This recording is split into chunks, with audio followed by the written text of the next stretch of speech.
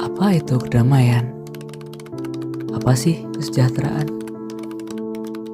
Kenapa masih ada kerusakan? Kenapa masih terjadi perpecahan?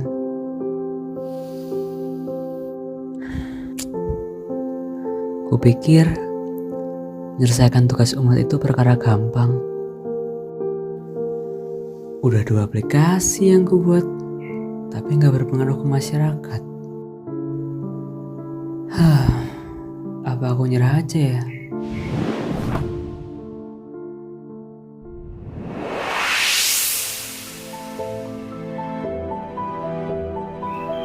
Kenapa ya? Udah dibersihin, tapi 2 bulan kemudian masih kotor lagi. Apa sih akar permasalahannya?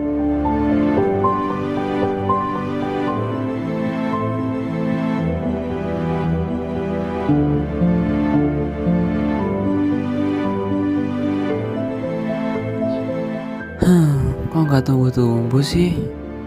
Udah aku siram, udah aku kasih pupuk, tapi kok lama banget hidupnya? Salahnya di mana ya?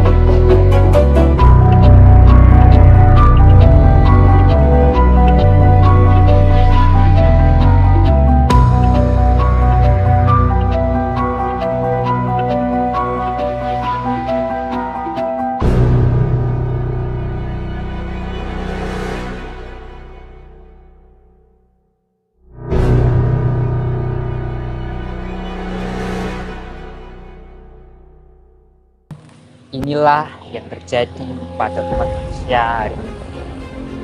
Mereka masih belum menyadari bahwasanya mereka adalah seorang hamba dari Sang Maha Kuasa. Mereka terlihat dalam sebuah surat dan ayat dalam Al-Quran. Mereka masih melakukan kerusakan, masih melakukan tanpa dasar ilmu, dan masih memiliki rasa kepemilikan terhadap sesuatu. Maka dari itu, kami ingin menyadarkan dan membangkitkan untuk sebuah umat manusia hari ini menjadi umat yang memahami pedoman hidup manusia hari ini.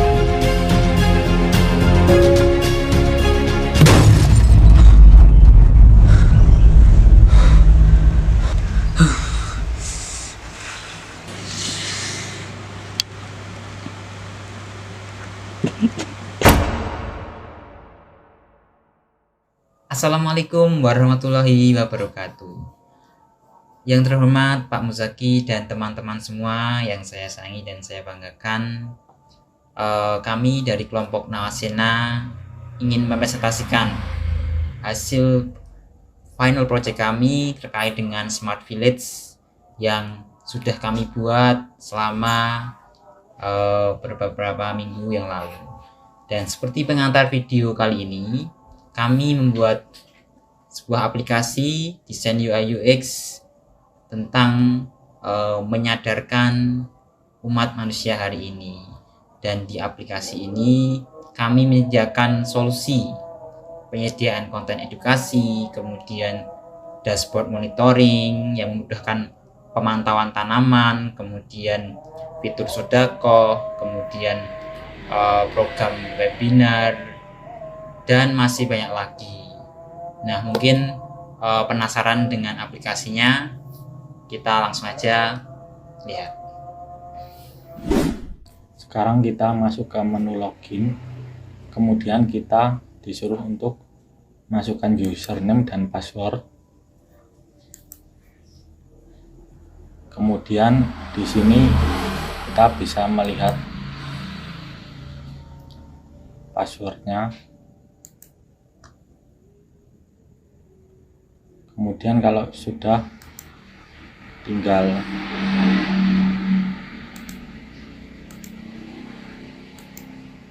klik masuk, dan ini adalah tampilan halaman utama Smart Village. Oke, di aplikasi Smart Village ini nanti ada dua fitur utama, yaitu rumah pangan mandiri atau bisa disebut RPM sama Sodako. Nah, di sini saya akan menjelaskan tentang rumah pangan mandiri. Nah, di rumah pangan mandiri ini nanti ada berbagai breakdown fiturnya ya, seperti modul pembelajaran, jadwal pelatihan, dan monitor tanaman. Modul pembelajaran nanti isinya adalah tutorial-tutorial. Jadi kalau misal penduduk desa ingin mempelajari bagaimana menggunakan sebuah alat IoT, kan kita menanam berbasis IoT ya. Jadi nanti bisa menggunakan modul pembelajaran ini. Nanti ada sensor suhu misalnya, nanti saat kita klik ada cara penggunaannya. Terus nanti kalau kita mau melihat panduan perawatan bibit, bisa kita view all. Nanti ada macam-macam, ada bibit buah-buahan, bibit sayuran, dan bibit tanaman obat. Misal bibit sayuran, kita lihat cara menanam tomat seperti apa. Nah, seperti ini. Gitu. Lalu ada fitur jadwal pelatihan. Nah, bukan hanya lewat buku saja, tapi para penduduk desa juga bisa melakukan pelatihan secara langsung, yaitu dibina oleh para ahli-ahli dalam bidang pertanian tersebut. Saat kita buka nanti ada jadwalnya, misal jadwal mingguannya ya. Nanti ada Senin itu ada perawatan bibit sayuran yang akan diisi oleh Fajar Jati Mkom, mulai dari jam 9 sampai jam 11 pagi. Terus ada perawatan bibit sayuran lagi. Oke. Terus nanti di bulan Juli kita ganti tanggal. Nah, kita juga ada alarm juga. Misal kita ingin agar kita ingat nanti, udah waktunya kajian, udah waktunya pelatihan. Nah, nanti akan ada alarmnya, bisa kita aktifkan. Nah, gitu. Terus misal kita ingin ngecek pematerinya siapa aja, kita bisa cek di sini. Di sini ada contohnya Ellen Ayu SP ini ya. Orang ini memiliki pengetahuan mendalam tentang tanaman. Gitu. Terus nanti ada materi. Nah, di materi nanti ada ini ya. Materi yang akan kita bahas nanti apa? Nanti ada reviewnya. Nah, reviewnya nanti seperti ini. Review dari orang-orang yang sudah melakukan kajian tersebut. Kembali ke menu. Nah, sekarang fitur utamanya yaitu monitor tanaman.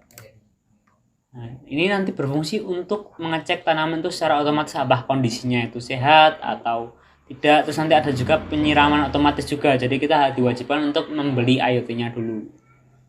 Kita cek. Nah, nanti ada loading, keluar.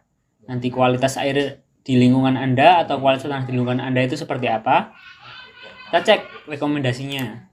Nah, dari berdasarkan kondisi tersebut, rekomendasi tanaman yang bisa kita tanam yaitu tanaman-tanaman ini. Misal saya ingin menanam bayam, nanti ada aksi yang harus dilakukan. Terus lanjut. Nah, ini kita mengecek sensornya apakah sudah terpasang. Nah, kalau misal sudah terpasang, nanti akan ada notifikasi seperti ini, lalu siap dan tanam. Nah, sudah. Nanti akan ada masuk di sini ya, bayam kondisinya sehat. Terus selain itu juga ada toko. Nah, di sini kita bisa membeli alat-alat tanam tadi, bibit tanaman sama pupuk tanaman. Bibit tanamannya ya, contohnya ini ya. Kita mau beli bibit sayur, lalu bibit bayam tadi misalnya. Ini ada berbagai pilihan paket. Ada paket 1, paket 2, dan paket 3. Nanti beda di harga sama jumlahnya per paketnya. Misal saya beli paket 1, paket 2, saya pesan. Ada rincian. Lalu saya klik bayar, nanti ada pilihan seperti ini. Mau transfer bank, e-wallet, atau lewat convenience store. Ada pilihannya, rata-rata kan Alfamart atau Indomart. Kalau e-wallet misalnya saya pakai Dana, lalu saya konfirmasi, nanti ada notifikasi bahwasanya pembayaran berhasil. Kembali ke menu. Kurang lebih seperti itu fitur dari rumah pangan mandiri. Untuk fitur yang kedua yakni ada fitur Sodako. Di sini ada peringatan bahwa Anda belum mengatur target kontribusi. karena belum mengatur target kontribusi, jadi tidak bisa untuk menambah target ataupun menambah kontribusi. Jadi untuk itu kita harus mengatur target terlebih dahulu. Misal kita ingin menambahkan 500.000, sudah selesai, maka akan terlihat di sini bahwa target kontribusinya menjadi 500.000. Tapi untuk mengatur target kontribusi itu hanya bisa dilakukan sekali, jadi tidak bisa dilakukan 2 kali. Lalu tapi kita bisa menambah target. Misal kita ingin menambah 150.000, lalu setelah itu kita bisa menambah jumlah kontribusi. Misal kita ingin menambah 25.000, lalu untuk cara pembayarannya, misal pembayarannya dengan transfer bank BCA, lalu kita konfirmasi, maka di sini akan konfirmasi bahwa pembayaran telah berhasil. Lalu kita kembali. Nah, maka di sini kontribusinya akan berubah menjadi 25.000 dari 650.000. Itu saja untuk fitur sedekah ini. Oke, mungkin itu penjelasan dari desain UI UX yang telah kami buat tentang Smart Village, yang mana di dalamnya ada 2 fitur utama, yaitu Sodakoh dan RPM atau Rumah Pangan Mandiri. Harapannya dengan desain aplikasi ini dapat menginspirasi dan menambah wawasan dan menyadarkan teman-teman terkait dengan kondisi kehidupan hari ini. Mungkin itu saja yang dapat kami sampaikan. Jika ada salah kata dari kami, itu murni dari kami, dan jika ada kebenaran itu datang dari Gusti Allah. Karena al-haqqu mirobika falatakunanna minal mumtarin, kebenaran itu dari Gusti Allah dan janganlah kamu termasuk orang-orang yang ragu. Sekian dari kelompok kami, Nawasena. Terima kasih. Wassalamualaikum warahmatullahi wabarakatuh.